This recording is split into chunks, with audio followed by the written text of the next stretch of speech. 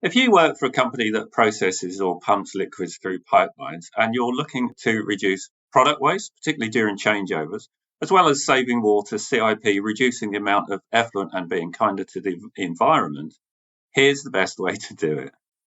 So typically companies that process liquids, whether it be liquid foodstuffs, pet foods, beverages, paints, coatings, shower gels, soap, shampoos, industrial lubricants, the list goes on.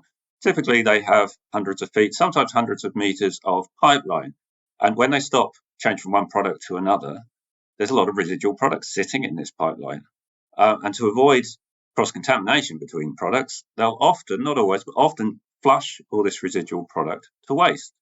So you're wasting a lot of good product, which costs, so you're wasting a lot of money. It's using water, it's taking time, it's creating effluent, the CIP is probably taking longer than necessary.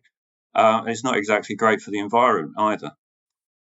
Liquid product recovery technology, otherwise known as pigging technology, will help you reduce this significantly. Now, if you want to find out more about how this works, well, HPS are the industry leading specialists in pigging technology. We've got literally thousands of installations throughout the world in most of the major brands.